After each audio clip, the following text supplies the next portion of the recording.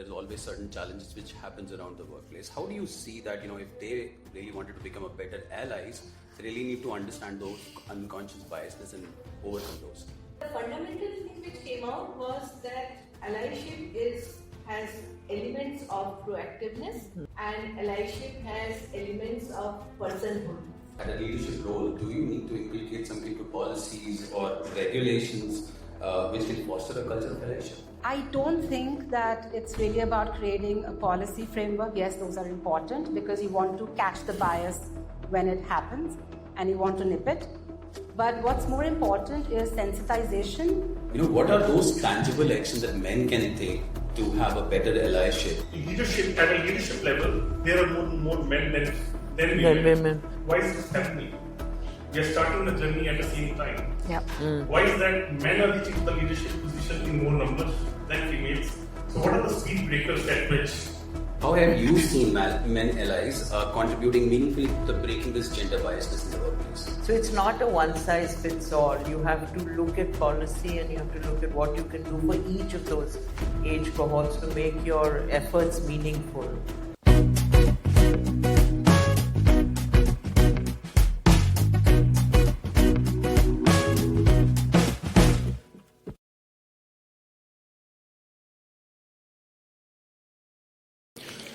Thank you again for your patience.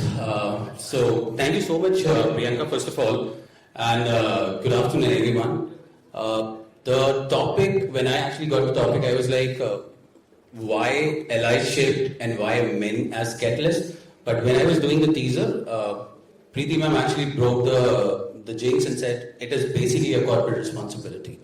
And if you would have seen all the teasers, all the 4 delegates have their own perspective, and which is why we are here today, to understand from the experts as to how a workplace diversity, inclusivity and equity needs to be followed. And what exactly do we need to ensure that there are no biasness, there are no concerns, there are no issues, and more of a happy workplace. So thank you again, Smriti, Preeti ma'am, Sharmila ma'am and Dixit to come on board and have this flight take off. Glad to be here. Glad to be here. So we'll, for the next 40 minutes, I'm going to utilize your time and we'll start with, again, how the first question which we actually asked you in the teaser point, what exactly allyship means to you, and to give a little bit essentiality on what is basically advancing gender equality is. Thanks, Ankesh. Good afternoon, everyone. It's a fantastic topic, very close to my heart. For me, allyship is as basic as friendship. If you can be my true friend in all spheres of my life, rooting for my growth, my success, paving way for me, and it should be beyond any kind of discrimination, barriers of color, caste, creed, gender, and complete inclusivity. I think that's allyship for me. And it's really about creating that that platform that, like Preeti ma'am said, that it's about an organizational responsibility, not one person's. And it's not about the spotlight being on you. It's about really creating that spotlight that everybody can shine. So that's what it means for me. Preeti ma'am. And, actually very well said, because you're absolutely right. An ally is a friend, and we all need friends. We all need somebody who's got our back. And, we forget that when we come into a workplace, they're complete strangers. They're not like our friends or relatives or neighbors. So if you have to build relationships at work, and if your workplace has to be a pleasurable place, you need friends. Yeah. And that's what allies are. And I will again repeat, allies are not necessarily only men. Yep. They can be women as well. But I think there is one fact, which is that our workplaces are still largely male-dominated. So if you're looking for allies, you have to go to men. You can't get away from that. So that's why men are required, but a sisterhood is also important. And that's really what allyship means to me. Yeah. So, Yeah. Can I use this? Yeah. All right. So, Ankesh, the starting question is a very, very pertinent one. And the journey of Sharmila, a small town girl from Hindi medium UP, to Sharmila today, has been a journey of allyship in the workplace. So what is allyship? Allyship is transformation rather than being confrontational. Allyship is all about being empathetic rather than being sympathetic. Allyship is all about partnership rather than, being benevolent towards another gender. So those are the core, I think, values which I associate with allyship. Thank you so much, Sharmila ma'am. And Dixit, considering we actually got these from the women, what does allyship means to you at a workplace when you work with the women? Thank you so much, Ankesh, and some two thoughts by all of you.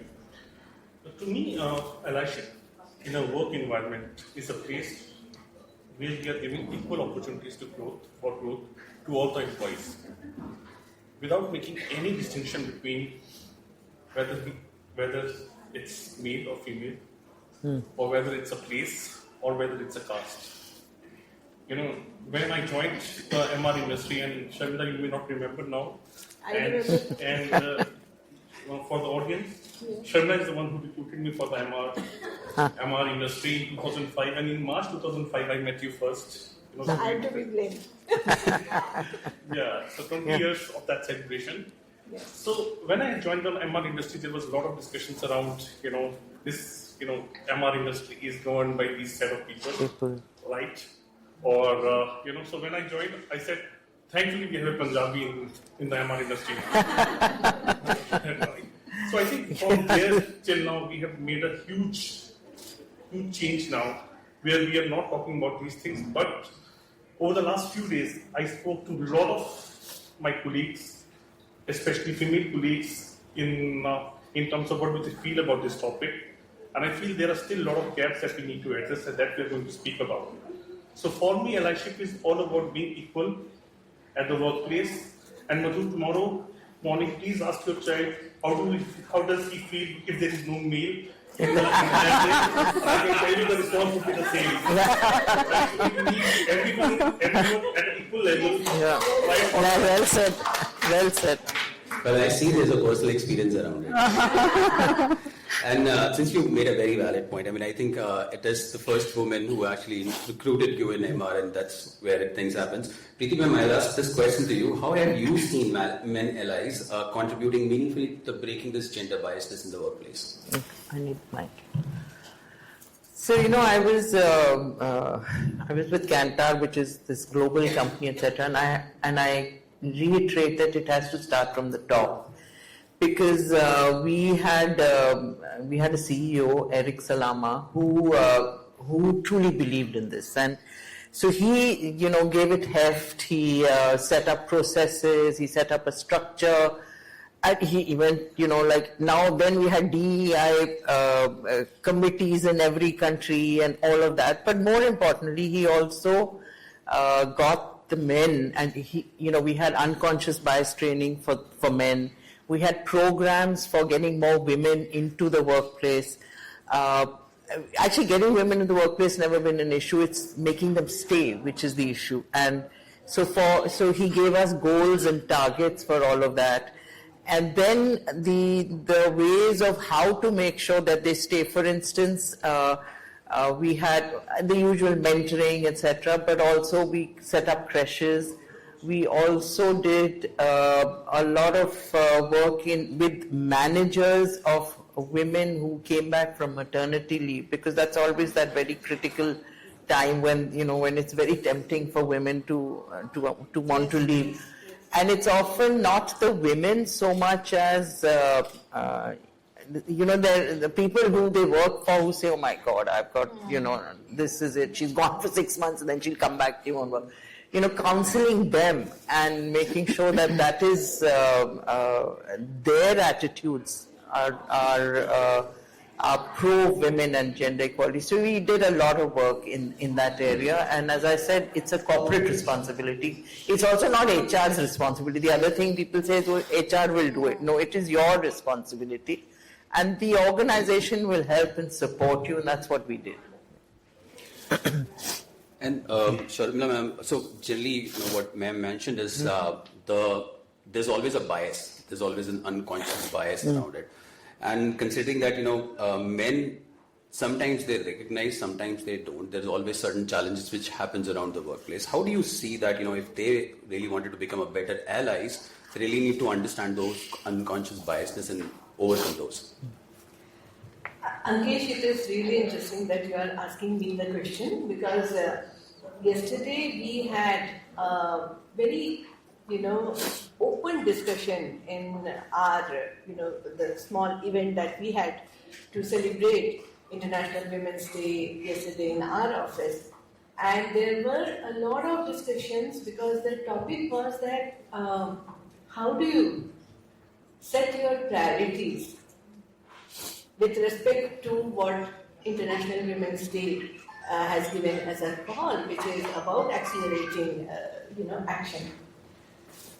The fundamental thing which came out was that allyship has elements of proactiveness, and allyship has elements of personhood, rather than just being systemic. And I completely agree with Preeti that it is not the responsibility of the HR department to have policies, and yes, policies will be needed, but that cannot drive the culture. So the culture has to imbibe it. And therefore, yesterday we actually drew a very short list of maybe things that men can do in the workplace to actually overcome the biases. The first thing was to start asking why rather than what. So whatever is making them uncomfortable in the workplace, why has a woman been given the charge of organizing an event? I called a colleague at night just to check whether she has reached home safely, and she asked me, have you reached home safely? Was she being sarcastic, or did I overstep? So wherever there is a bit of a discomfort, ask yourself, why am I discomfort by this? Rather than, just putting it as, women are like this only. Yeah. The second thing was to listen, and then ask. So rather than assuming things, give women that safe space, and it is not about physical safety that I am talking about. Give women the space to be vulnerable and to be themselves. Listen and then ask what, or why they are saying certain things. Another aspect which came up was about, overcoming their own feelings of feeling attacked by women. Because it is so natural and normal in the patriarchal society that we live in that whenever a woman says something, men feel attacked, that it is against them. It is probably, going to be a step in the positive direction if they recognize that they feel attacked, and if they stop themselves from doing that and rather, go into what is actually being said. The last thing was simply ask. If you want to overcome your biases, again, don't go by your assumptions, don't go by guesswork. Just ask the woman, does she want help? Would she like to, do things differently? What is her perspective? So just by, simply asking, biases can be overcome. That's beautiful. And Smriti, since you're a women entrepreneur, you're running your own company, do you think as a leadership, at a leadership role, do you need to inculcate some kind of policies or regulations which can foster a culture of allyship? So I wouldn't say policies help. Yes, we do have them for the sake of having them. I think what really helps is that can we inculcate a culture in the team, in the people that we are recruiting, when we are recruiting them? Are we biased when we are recruiting them for certain roles? Like, I'll tell you, maybe, Sharmila ma'am might agree that erstwhile qualitative was only supposed to be a space for women. Why? Because women are more empathetic, they are more soft, they can talk, they can chat. And trust me, I have had more male core researchers in my team over years because I've handled categories which are predominantly male-oriented, automotive, tech, rather than soaps. So I don't think that it's really about creating a policy framework. Yes, those are important because you want to catch the bias when it happens and you want to nip it. But what's more important is sensitization. Very importantly, a very important thing that happened in a woman's life when she's in her 30s, right? She is at the prime of her career and she's also supposed to be a mother. Yes. At that very moment, she is at a crossroad and she has to take a decision of her life with really no support probably from her home as well. So how can workplaces be creating that support for the women, knowing that they will go through this phase? It's not going to be a random scenario. It's going to pretty much happen in every woman's life. And honestly, it pains me when I see that there are very few women in leadership role in our industry, or who are there, probably have had huge sacrifices to make in their personal lives. And I know a lot of them personally. So I think I'm very fortunate that I had male allies all through my life, at my career, at home, as my father, my husband, who always have been, pushing me to chase my dreams, to always beat the limits, to be the support system. And I created the support system at workplace. So I was smart enough to do that. But would the organization create a platform for it? Yes. I guess we ought to. And as an entrepreneur, because I do have that flexibility, I do that for my team. So I do have a very systematic way of dealing with that part of women's life, where she doesn't have to give up on her dreams, she doesn't have to give up on her career, her independence, and she can still do pretty much whatever she had to do without compromise. Great. That's again very articulated and very beautifully mentioned. And I think one of the questions that you just answered about, asking why and how, Dixit, this is for you. What are those tangible actions that men can take to have a better allyship, and especially when you're being recruited by a woman into an MR industry? I think this is going to be a very interesting question. I'd like to draw more attention on this, because this is very, very interesting. First of all, when we say what we can do as a men leaders, I think leaders is a very, very responsible term, and we should not assign a male leader or female leader to a term leader. In my 23 years of career, I've spent 17 years with female leaders, if I can say now, but those were good leaders. I learned from leaders, not just from female leaders, from leaders. So that's one thing, it's still a long way to go here, but I think this is a direction in which we should move in terms of defining the leadership. Point number two, when we say that what can men do, my counter question is, how is women supporting women at the workplaces to drive or promote allyship? And I think these are things which we can discuss, debate about. But this is also a very pertinent question, which I got as a feedback that there is a lot that can be done in that space as well. Third, we say that in leadership, at a leadership level, there are more men than women. Why is this happening? We are starting the journey at the same time. Yep. Why is that men are reaching to the leadership position in more numbers than females? So what are the speed breakers at which women is getting behind? And I think we are going to talk about this, because the motherhood part, a maternity part that we spoke about, Lord said that we had to do compromises at that level. Yep. And there is an internal system responsible in terms of our society, and there are external systems, and there are support at the workplace which was also missing, which we need to fill. So we can discuss more on that, but since you asked me what we can do or what I do, I think there are a cycle here which we can do to promote allyship at the workplace, which means we need to identify the high potential candidates, male, female both, because it's equal.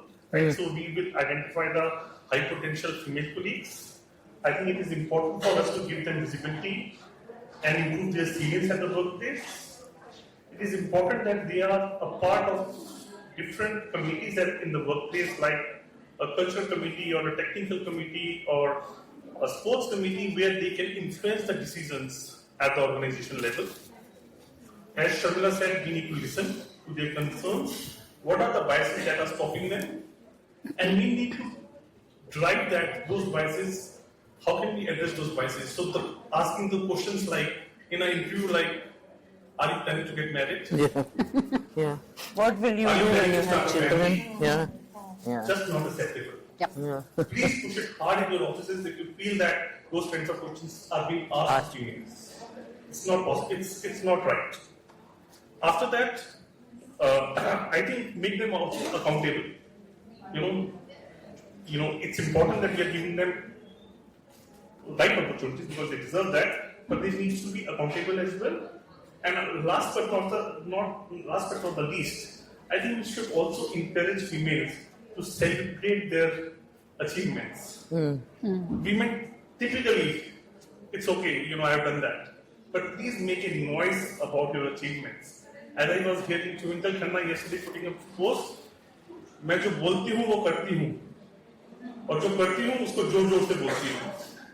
Very, very important that we celebrate and take credit for the great work that we are doing. So that's a part at a workplace. But I think this will not be successful till the time we have a support and ecosystem available at the workplace, from a mother, from a father, from a father-in-law, from a brother.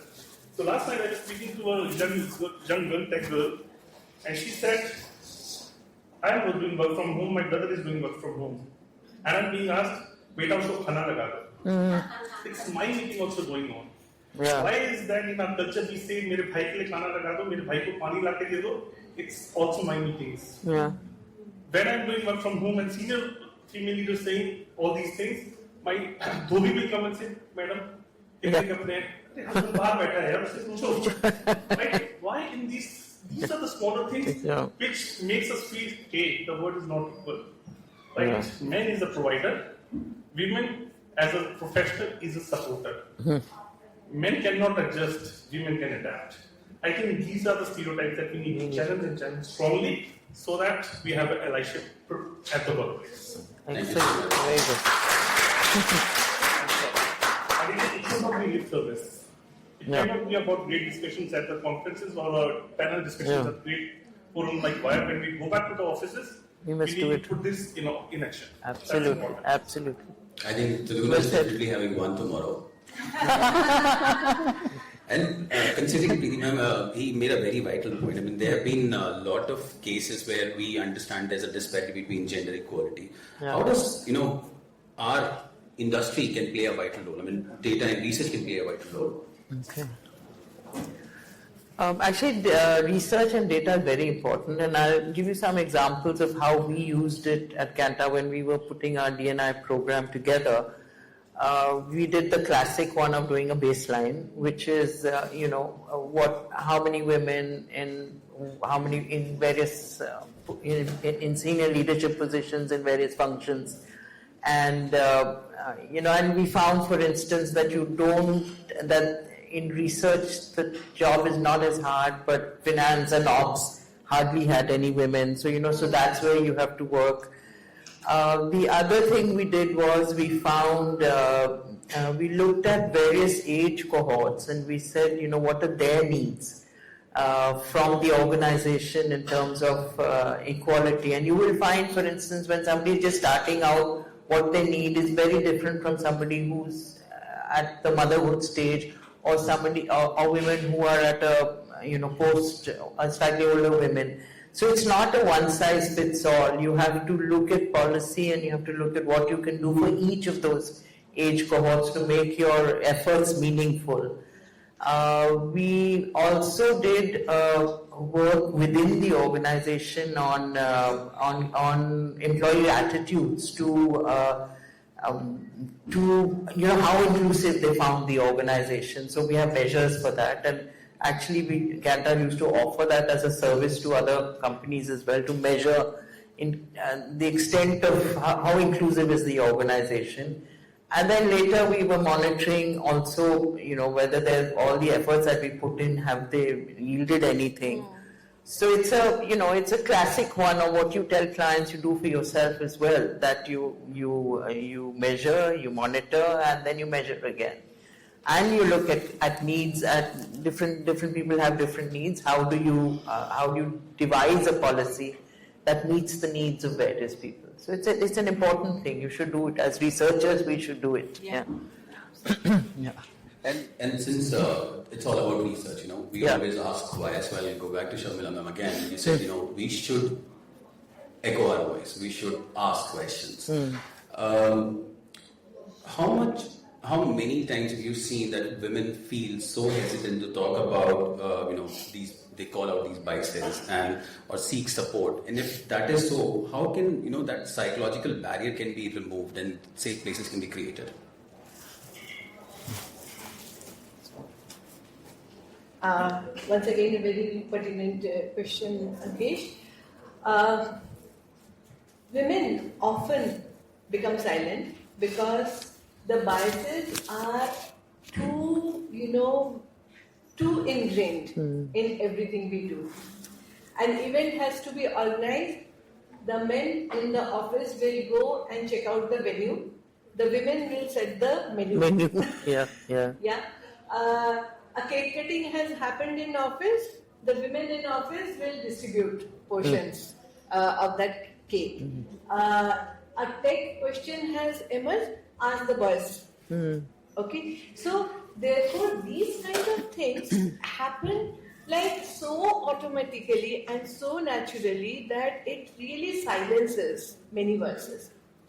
In my mind, to overcome this and make it possible for women to actually speak up, different things have to be done at different levels. The first thing is definitely the organization's culture. Gender consciousness, it has to become an everyday kind of a topic rather than something that we discuss on International Women's Day and then remaining 364 days we are oblivious to that. Okay? And that can be done only if the culture is actually very, very actively working towards developing equity and equality. And I'm emphasizing equity because, Dixit also made the statement that the meritocracy bit should be applied to both men and women. There, we are not talking about, giving an advantage to women. But then the culture has to recognize the small elements which are actually demonstrating more of gender bias rather than gender equality.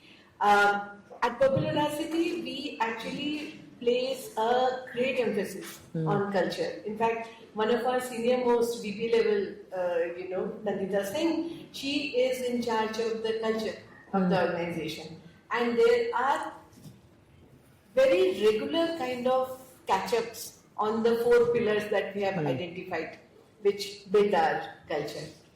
The second thing is to have a very sincere and a very genuine redressal system. Yeah. And it is connected with culture because the culture has to emphasize that redressal is not akin always to punishment.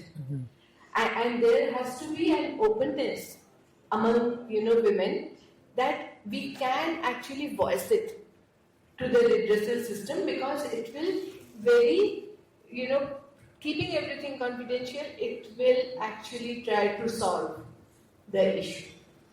Last but not the least, the leadership role cannot be denied in identifying. The leaders themselves have to actually learn the articulation of immediately pointing out certain things which are not acceptable if we talk about equality. Have the language, have the proactiveness, and have the courage to point that out immediately. So those will be the three things that I will talk about. I like all of them, and I think if Nandita is here, please reach out to her, because as Dixit mentioned, we should have these things in our organizations, and if you need any support, I think two of the gentries here, they've just categorically mentioned what you guys need to do that. And then I'll take another opinion from Smriti on this, considering that you run a vision-driven organization. What innovative approach would you see?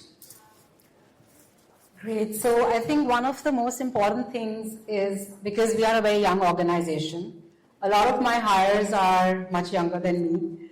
I have a lot of Gen Zs in my team. What I've learned from them is very interesting. You know, all these biases that we are talking about are biases that have come down from generations. Interestingly, the generation that we are working with today, which is the Z generation, does not believe in them inherently. And why is that? Because as parents, the millennial parents have been raising them equal, right? There are more boys today of that generation who cook at home, who do their own laundry, who make their own beds, who have seen their mothers working and contributing equally. So they are already sensitized. So what really helps us, and what I do very, very consciously, is reverse mentoring. So a lot of the female Gen Zs in my team, they are given the responsibility to create that sensitization, and I think I need to protect the men because it's kind of becoming a scarier place for them to coexist.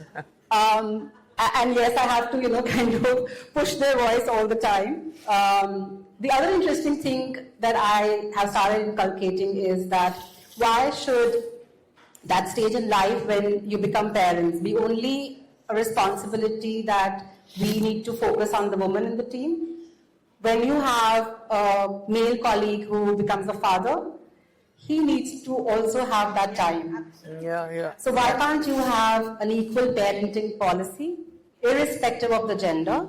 Because then you are encouraging them to be more sensitive to what the female counterpart goes through, and she could also return to her work faster, and then creating that ecosystem.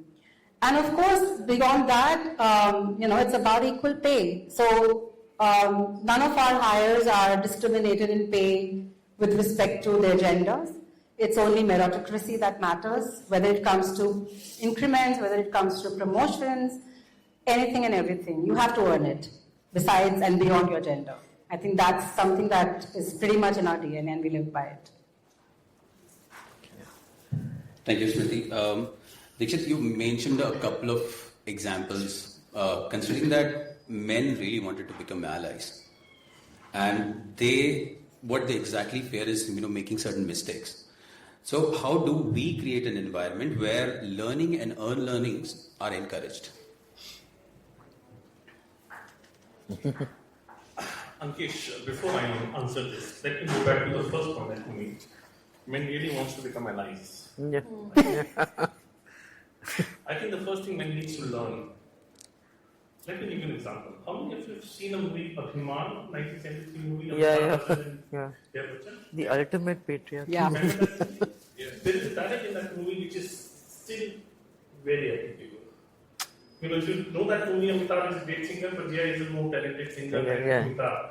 And the lyric says, Suveer in state man, I'm just repeating that. Suveer ये गलती ना करे जब उमा वो अपने साथ गाने की, क्योंकि उमा उससे ज्यादा टैलेंटेड है, और हमारा इतिहास हमें ये सिखाता है कि पुरुष नारी से श्रेष्ठ है।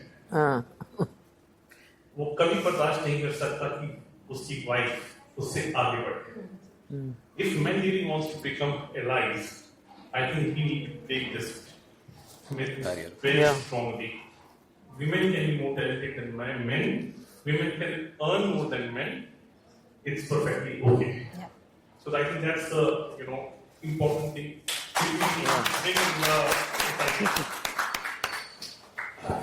Second point. What was the question in terms of? How can we unlearn and learn? Unlearn and learn, you were saying. I think why men struggle to become allies, I think there is a lot of fear as well. And let me just give you some examples, right? What will people say if I'm supporting a woman? How would my office environment react to that? Corsets. I can't afford that.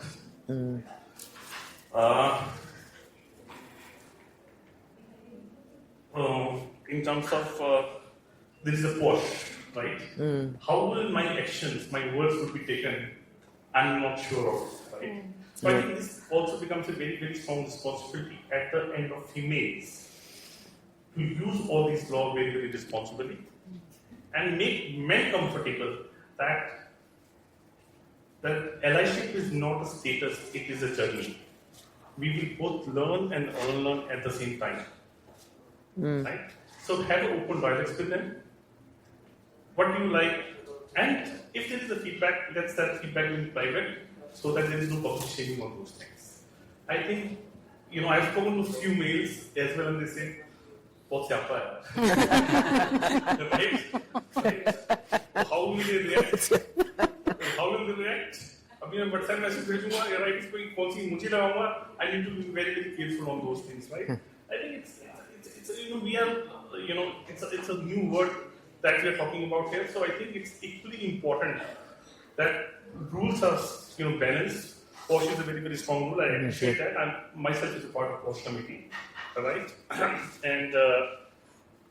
And very strong. If you go back to your offices tomorrow, please push for a paternity leave for men as well. Yeah. Right? Paterna, you must do that, yeah. Right? Yeah. Men also want to celebrate the birth of this child. Or they can divide it. No? Right? Why are you making a divide? We were talking about maternity leave. Please push for paternity leave as well with the colleagues, and we will see that we are together working for the election.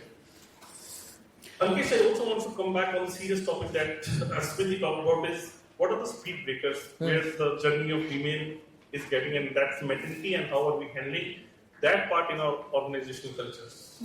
Marriage and maternity. Marriage and Maternity, of course, right? So, if I can add more on this. Yeah, that's not out of the syllabus question. Right? So, that part of maternity leave, right? And I thought we have streamlined 6 months leave. Excellent, we are doing everything. In-depth interviews. My colleagues are there with whom I spoke also. Hi, Mahima. Right? We spoke. I think the attitude is still, hey, she's going for a paid holiday. It's not a paid holiday, remember. I know. It's a serious responsibility that the female has. So we cannot laugh about it and we cannot be jealous about this. Hey, it's a company is going to pay her. Right? Yeah. I have an example from a 12-14 years researcher, top organization, will not take any name. She was going for a celibacy, right? The general impression in the office was, you're not giving a child, right? That's somebody else, right? Oh. Why 6 months leave for you? Okay, allowed, right? But for some complications, the DD, instead of June, the delivery happened in May, and she had to go for a leave little early. She made a call to the boss and said, happily, after 14 years, I'm a mother, and she, आप enjoy करो. And मेरे CEO ने मेरी लगा दी है. अच्छा. You can go and handle your case, बैठ जा, पहले leave पे चले गए. And she said, this is when I have spent 14 years with this organization, and this is how I'm being treated. Right, so when the pregnancies and maternity leaves are happening, few things which I have seen in the system, including in the MR industry, it's time to make comfortable. She's going to be on a leave for the 6 months. इसका पैसा उठा के इसको दे दो. Yeah. It's happening. Exactly. It does. Right. Yeah. Secondly, इसका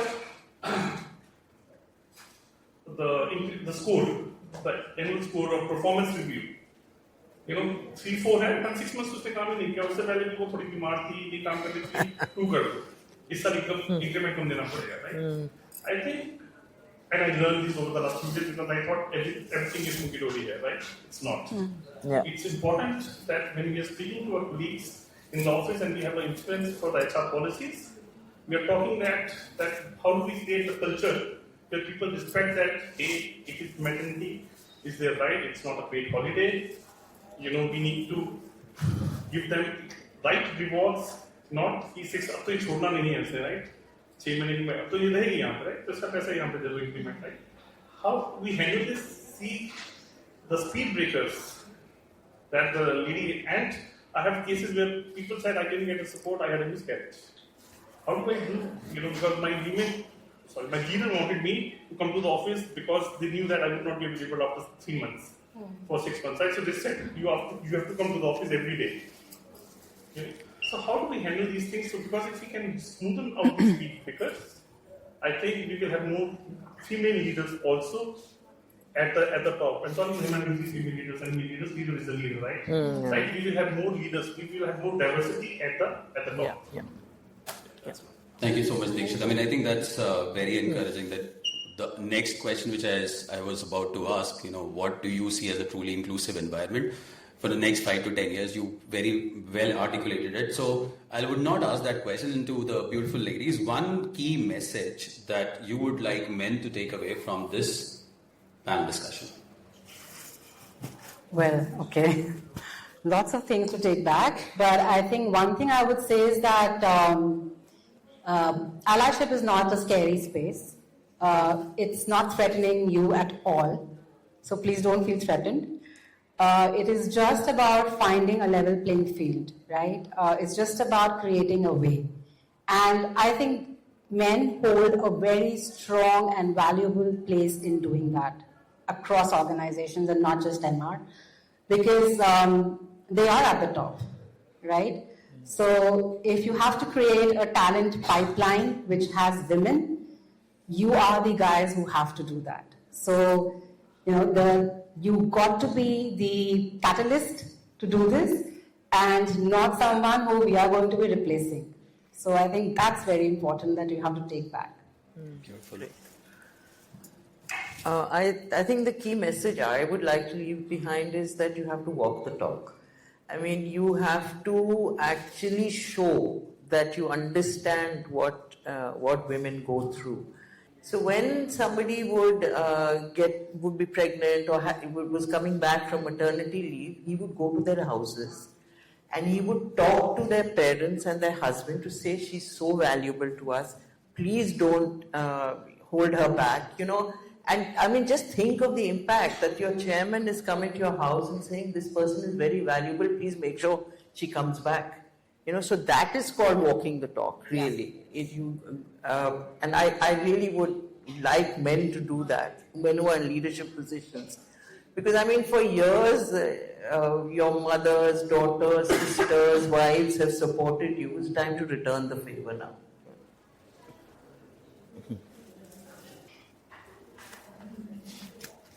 So the panel has already spoken about the key message, and that is learn and unlearn.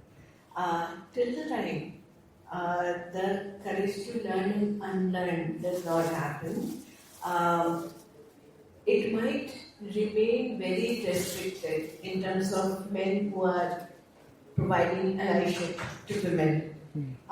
Only in a certain type of social sector, society, only in certain metropolitan cities probably, but the situation is not going to change across.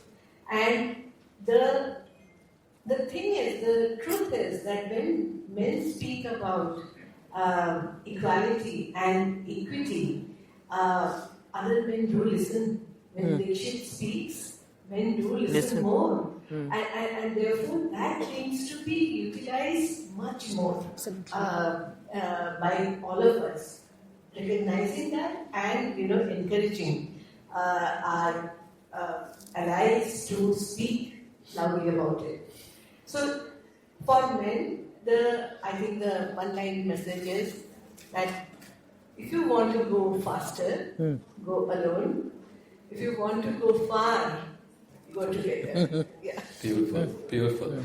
So thank you so much for your insights, your candor, and the leadership in the space of MR that you've been talking about. So thank you so much, Thank you. the guest, and to our audience. Let's take this discussion beyond. My message. Yeah, Dixit's message, yeah. Yes, The message that Dixit actually gave, a lot of people actually applauded to that. So I think you should ask him to write a book and then take it away. Thank you so much, Dixit. Actually, my message is I need to do a lot.